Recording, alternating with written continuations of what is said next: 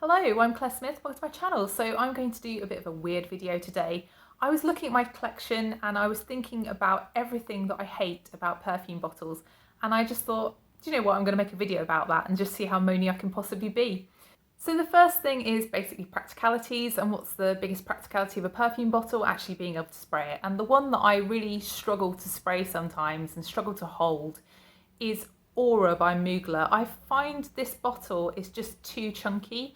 I don't really have that big a hand. My hand's like not really massive. I've got really spindly fingers, and trying to get my hand around this bottle and to get my fingers on the top to spray this is really quite a challenge. I just compare this bottle with how nicely Angel fits in my hand here. I can just get like right around the bottle. I've got a really good purchase on the sprayer. It just is an easier thing to hold. It's just a better bottle design. The other one that I absolutely hated when I was using this perfume was Beyonce's Heat. I mean, I wasn't a massive fan of the perfume to begin with, but trying to get to spray this, you really need two hands because you can't really hold it and get the angle right on the sprayer to be able to spray it. It's just a really poor bottle design. So the next thing I want to moan about is perfume caps. And the thing that really gets me about perfume caps is when they don't fit the bottle that they're intended for. The one that's really shocked me is YSL's Black Opium. Now, Black Opium is not a cheap perfume. It's a mid-range designer fragrance. It's something that should have decent packaging. And when I first got this and I picked it up by the cap, I remember my fragrance just went flying across the floor because it almost immediately came off. And I really didn't expect that. I just don't understand why the perfume cap just does not fit this fragrance bottle. I actually wondered whether I got a fake for a start, but I know this came from a department store, so it's definitely not a fake. This perfume's been out a while now. Surely they've learned that the bottle size and the cap size, I don't understand. Anyway, that's the one that really gets me with the cap size.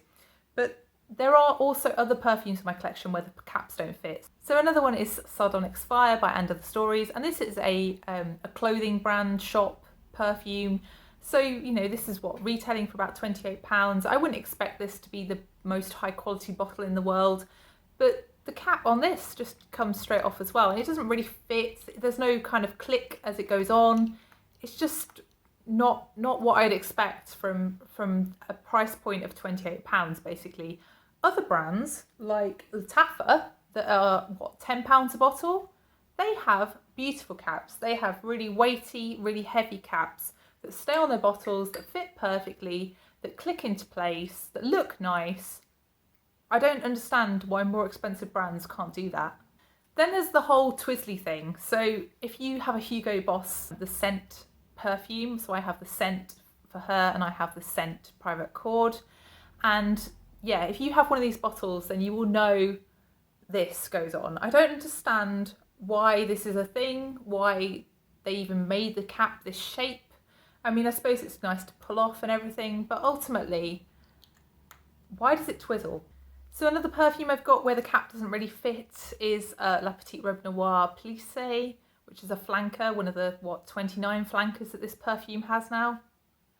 And yeah, this one is just really loose again, but at least it does stay on the bottle, so you know they're winning there. But I think the thing that really upsets me about these perfume bottles, and I know why it is because they can't really manufacture these in glass, but I remember the first time I picked up one of these bottles and I was so disappointed that the tops weren't also glass, because they just look like they should be, don't they? They look like that could be glass, but when you pick them up and you realise that no, it's just a really cheap, really light plasticky top, probably for safety reasons, but ultimately I find that disappointing. Oh, and then don't even get me started on the Montals. So the thing that I really hate about this is that it doesn't have a cap, but also this pull thingy, when you take this off, quite often this comes off as well, and then you have to put the atomizer back on and line them up again, and I always get really super paranoid about taking the atomizers off. I know a lot of people do that to decant stuff, but yeah, it just freaks me out. I always wonder whether the perfect, see, it just flicks off. How does that even happen? Anyway, so yeah, Montal perfumes with these pull things, no.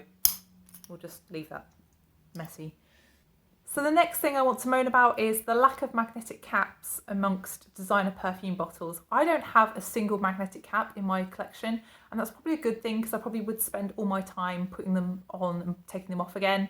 And yeah, probably for my sanity, it's probably better that I don't have one, but I just really, really want a magnetic cap. So my final moan about perfume caps is ones where you have to line them up to put them back on again. And Exhibit A, Hugo Boss Femme, why, when I take this off, do I then have to line it up again? I mean, why? Why do I have to spend my time trying to get that in place? There are other perfume bottles like this as well. I feel like there are several out there where you have to spend time lining them up.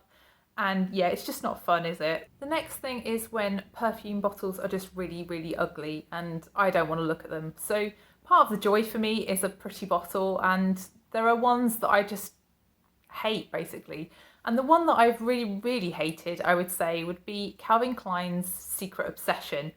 To me, this just looks like a garlic bulb, and there's no way I can get that off my head now. I don't like it. I didn't like the perfume. I've used it up.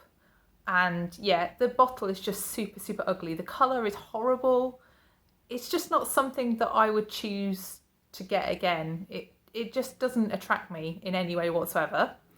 So another brand that I struggle with their bottles is Moschino, and yeah, some of their bottles are just super ugly and some of them are really quite interesting. So Moschino Funny is one of the ugly ones, but probably one of the lesser offenders compared with some of their bottles. So I think this fragrance from Moschino is one that really takes the biscuit for me. This is the super ugly one, the ones that look like olive oil. I don't know what possessed them when they were making these fragrances. And then calling them as well cheap and chic. I mean, how wrong can you go, Moschino? This one's been decluttered anyway, so this will be leaving my collection soon. The other really ugly bottles that I have are ones like Want. So the thing that's ugly about this is the cap. I mean, if you take the cap off, it's actually quite an attractive bottle, but just this stupid cap. I mean, why? And then there's Gucci Rush, which I get that it stands out on the shelf. It's a very distinctive bottle, but it just doesn't look very nice. It doesn't look like a perfume. So Gucci Rush is another one that I don't really appreciate the bottle of. Another thing that gets me about perfume bottles is when they're top heavy because of the lids. And the one that really stands out in my collection for that is Lola by Marc Jacobs. I actually store this without the lid on, because if I keep the lid on, it's just too big and I end up knocking it over because it just makes it unstable basically. And the lid itself is really, really heavy. It's probably about the same weight as the entire perfume bottle with the fragrance in. So yeah, I think it's just dangerous to store it with that on basically. Bottles with large footprints also really bother me now because I've got a large collection of perfumes and they take up more room. And it didn't used to bother me, but now it's reaching the point where I can't fit them all on the space where I store my perfumes, which is on top of a chest of drawers. And the ones that bug me a little bit, but I also feel like I love the bottles, so I don't particularly care, are Angel and Angel Eau Croisière. I really, really love these bottles, but they do lay flat, which means they take up an awful lot of room. But yeah, they're just too beautiful. You can't deny these bottles are lovely. And ultimately, I prefer those bottles much more to Angel Nova. Ironically, Angel Nova will stand up, but it just doesn't look as pretty because it's got a big bottom, basically, Angel Nova. So yeah, I'd prefer it if it lay down really, but it does take up less room. And then the other one that really stands out to me as something that would really annoy me if I had a shelf and I had to fit them on a shelf, and that would be Burberry Body. So I have the medium size of Burberry Body, but if I had the really long one, the 85mm one, so tall. I always think of Kenzo, Kenzo Flower, the really tall one, and how annoying that must be to store. But then you look at perfumes in my collection that have really got it right, like Elizabeth and James Nirvana Amethyst. You know, this takes up virtually no space. You can put it flat anywhere. It's really, really good perfume for storage. And I just wish that more perfume brands had sort of thought about perfume in this way. The fact that, you know, it's easy to hold, it's a really nice design, it's really sleek, and it just doesn't take up much room. I mean, that's a perfect example of a perfume bottle for me. Another thing that gets me about perfume bottles is when they don't have the right perfume name on them. And I've got a couple of examples in my collection, and they're generally flanker perfumes that get misnamed because I think they just use the same printing and perfume brands are just a bit cheap sometimes. So one that springs to mind is Covet Pure Bloom. So this just has Covet written on it, even though it's Covet Pure Bloom, which if you buy these perfumes secondhand, you will see this causes massive problems when people don't know what the perfumes are called. They quite often will be selling something that is described as another perfume. Another perfume that I've seen in my collection that has got the wrong name on it is one I'm also decluttering, and that is Kate Moss Vintage Muse. So actually, if you look at the bottle, it just says Muse at the top there. It doesn't mention vintage, which is because this perfume is a flanker, and clearly they ran out of room on the top there to write Vintage Muse because the original perfume is called Vintage. The other perfume I can think of is Decadence. So Decadence has a flanker called Divine Decadence, but on the bottle it just says Decadence. And even though the scent and the bottle are a different colour and the top here is also a different colour, people still confuse those two perfumes. In actual fact, I watched a video where a reviewer had confused those two perfumes, and she perfectly described the scent of Decadence, even though she was holding a bottle of Divine Decadence, which, yeah, that prompts some questions, doesn't it? Another pet hate with bottles are ones where I can't see how much is left. And a perfect example of that are the Narciso line of perfumes. So Narciso Poudre, for example, I have worn this quite a bit and I don't think there's much left. But I can't tell. I just can't tell because I can't see through the bottle. And I've tried shining my mobile phone light through it. I've tried using torches. I've tried put it up against incandescent lights. I just cannot see how much is left in this bottle. I think there must be some kind of coating on the inside of these bottles, probably some kind of metallic coating that means that the light won't shine through them. But that's just really annoying because I don't think there's much left, but I don't know. And then obviously I also had Narciso Rodriguez for her, and I'm decluttering this one as well, but I think that's the same thing. But when you're coming to sell these bottles, how do you list them? Do you list them by weight? Because how do you ever know how much is left? I think that's probably where you don't see these bottles secondhand very often. Another one I have that I can't see through is Gucci Bloom's Tare de Fiori. So yeah, it's just really annoying. I get why it's a good idea because it's going to stop any light getting to the perfume. So probably your perfume's going to last longer. So maybe I shouldn't be moaning about this. But it would just be good to have some kind of like little window or something on the side so you could just see. So the next thing that I'm not that keen on is when bottles have things that collect dust. So this is a prime example. This has material on it, and it also has this really ornate, complicated lid where dust gets, and I can't clean it easily. I would have to submerge it in water and give it a good wipe, and honestly I don't have time for that. So this just sits and gets dusty and annoys me, but I kind of love and hate this bottle all at the same time.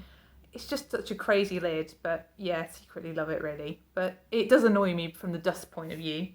And also textured bottles annoy me. So Black Opium, again, this texture just creates little traps for dust. And if you look at the top there, it is really, really dusty, and I do need to give it a wipe. I think if I ever get into a position in my life where I ever want to spend a load of money on fragrance and I end up with a textured bottle, such as those Serge fragrances, I think it would just annoy me beyond anything. I think I'd have to keep it in the box because I just wouldn't want to deal with having to wipe the lint that would collect off the velvet on those bottles. It would just drive me insane. And the final thing that annoys me is dabber bottles and rollerballs. So as Joss says, dabbers are the devil's work and rollerballs are the devil's work. And yeah, I had this rollerball and I remember I had like bits floating in it. It's just not pleasant to use, is it, rollerballs? I think in future I would just get an atomizer and decant them. I say this, I haven't done. That's in the grand plan. That's in the thing that will happen eventually when everything else in my life has happened. But yeah, I've got quite a lot of these little dabber mini bottles as well, and yeah, you just hold them up to the light and you can just see all your muck off your skin basically floating in them. It sounds disgusting, but that is the reality of using these dabbers, and it just makes me want to use them very quickly because you wonder what that's doing to the fragrance, and you know that that's not a good thing for the fragrance. You know it must be degrading the fragrance or damaging the fragrance in some way. So yeah, dabbers and rollerballs, not for me. So I hope you enjoyed the video. I hope it wasn't just a load of moaning. I hope you agree with some of these things that I'm saying and don't just think I'm a weirdo. And if you do agree, then please let me know which ones you agree with down below, which ones of these really annoy you. And also please like this video if you've enjoyed the video, and also please consider subscribing if you haven't done already, and I'll see you in the next one. Bye!